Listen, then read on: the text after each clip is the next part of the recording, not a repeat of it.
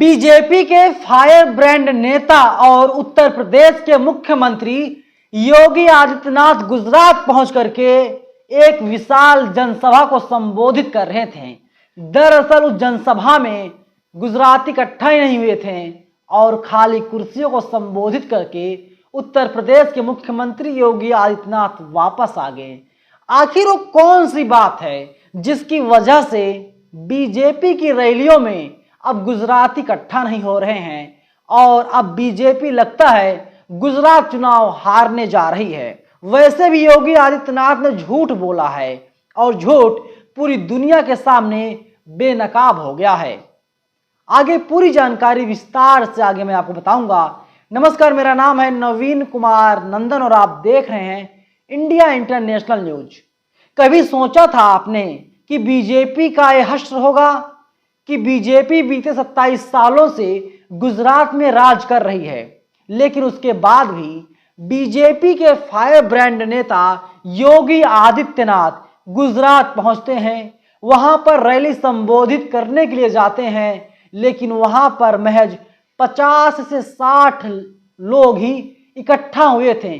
सिर्फ 50 से 60 लोग और सारी कुर्सियां खाली थी। योगी आदित्यनाथ भाषण दे रहे थे और मंच से ही झूठ बोल रहे थे, जो मैं आपको आज सबूत दिखाऊंगा।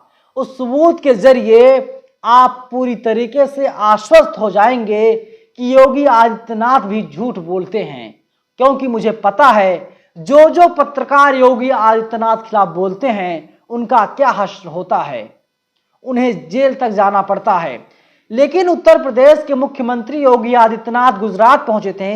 वहां पर वे कह रहे हैं कि 20 साल पहले गुजरात में दंगे होते थे, नरेंद्र भाई के मुख्यमंत्री बनते ही दंगे होना बंद हो गए हैं। ये कह रहे हैं कि योगी आदित्यनाथ यानी गुंडागर्दी खत्म हो गई है। तो योगी आदित्यनाथ जी, पहले मैं आपको बता देता हूं, नरेंद्र दामोदर दास मोदी कब वहां के मुख्यमंत्री हुआ करते थे?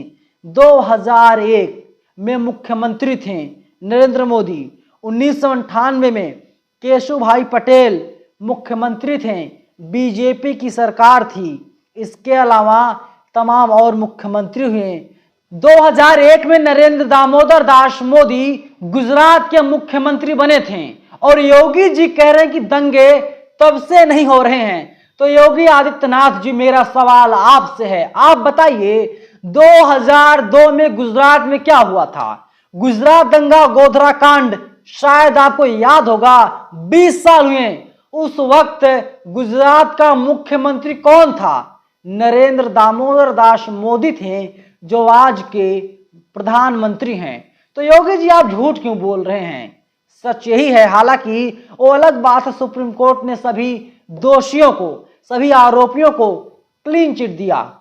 ये बहुत बड़ी खबर है, आपका बहुत बड़ा बयान है, लेकिन टीवी मीडिया खामोश है।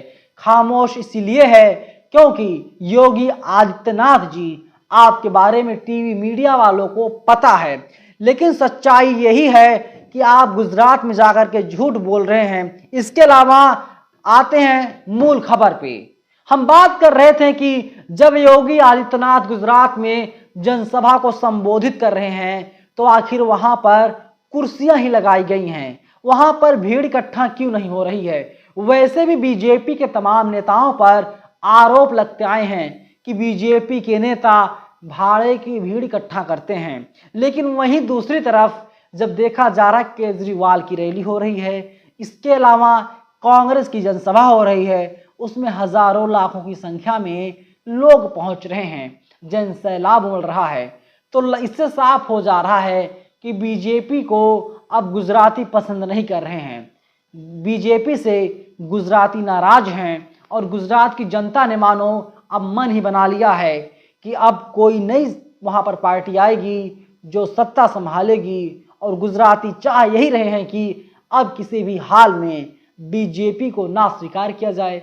अगर गुजराती ये चाह रहे हैं कि बीजेपी दोबारा वापस आए, तो जाहिर सी बात है बीजेपी की रैलियों में वहां पर आम जनता इकट्ठा होती। वे गुजराती जो हैं, वे लोग आम आदमी पार्टी की रैलियों में नहीं पहुंचते। तमाम ट्वीट्स हैं, सदफ अफरीन हैं, एक ट्वीट करती हैं, लिखती हैं, योगी आदित्यनाथ जी ने कहा कि 20 साल पहले गुजरात में दंगे होते थे, नरेंद्र भाई के मुख्यमंत्री बनते ही दंगे होना बंद हो गए। फाइल बंद करवा देने से, सबूत मिटा देने से, क्लीन चिट मिल जाने से सच नहीं बदलता है। सब जानते हैं कि दंगे कौन करवाता है।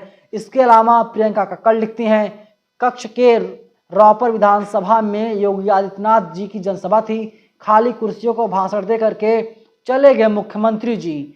वहीं एक हैं कौशिक लिखते हैं, कक्ष के रापर में योगी आदित्यनाथ की जनसभा की तस्वीर है, इन्होंने वीडियो साझा किया है। बोलता हिंदुस्तान लिखता है कि 20 साल पहले गुजरात में दंगे होते थे, नरेंद्र भाई के मुख्यमंत्री बनते ही दंगे होना बंद हो गए हैं, योगी आदित्यनाथ जी कह रहे हैं। लेकिन जो बीजेपी की चाल, चरित्र और चेहरा है वो जनता के सामने आ गया है, बेनकाब हो गया है। और गुजरात में किस पार्टी की सरकार बनने जा रही है, आप लोगों के मन में क्या ख्याल है? आप लोग क्या चाहते हैं, किसकी सरकार बने? अपनी प्रतिक्रिया आप लोग हमें ज़रूर बताइएगा। शुक्रिया।